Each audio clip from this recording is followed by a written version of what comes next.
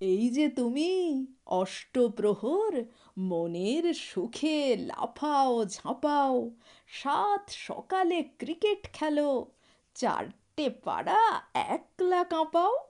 এই যে তুমি টমের লেজে ফুলঝুরি আর পটকা বাঁধো, যখন তখন হাত পা ছুঁড়ে ভ্যাঁ করে বা ফুঁপিয়ে কাঁদো। এসব কথার অর্থটা কি কার্যকারণ পাই না খুঁজে। কিন্তু যদি এই যে ছেলে একটু ভাবো দু চোখ বুজে, এই যে তুমি সারাটা দিন উল্টো পাল্টা ভাবছো কত, এর কোনোটা ঠিক না হলে ভাবো তোমার কি যে হতো। আচ্ছা ধরো কাকু তোমায় বলল এবার জন্মদিনে একখানা ব্যাট, ছটা উইকেট আর দুটো বল দেবেই কিনে। কিন্তু সেদিন সকাল থেকেই উপুর ঝুপুর বৃষ্টিধারা, দোকান বাজার কেউ খোলেনি, জল থই থই সারা পাড়া।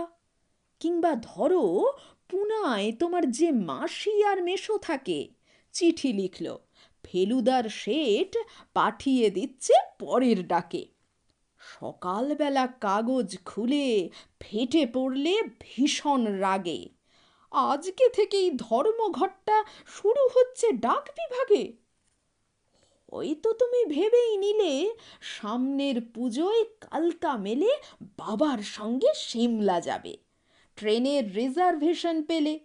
কিন্তু হঠাৎ সন্ধেবেলা বাবা বলল মাকে ডেকে, ছুটিই যখন পেলাম না আর, সিমলা যাব কোথার থেকে।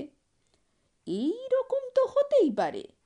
ভাবলে এবার পরীক্ষাতে যেভাবেই হোক প্রথম হবে, কষ্ট যা হয় হোক না তাতে, জান লড়ালে কোমর বেঁধে, রাত জাগলে ৫টা ৬টা। কিন্তু তোমায় ডুবিয়ে দিল জ্যামিতির ওই এক্সট্রা কটা। এসব থেকে একটা কথা পরিষ্কারই যাচ্ছে বোঝা, খুব সোজা নয় ভাবনা এবং ফলের সামঞ্জস্য খোঁজা। হ্যাঁগুলো সব না হয়ে যায় অদৃশ্য এক জাদুর ফাঁদে।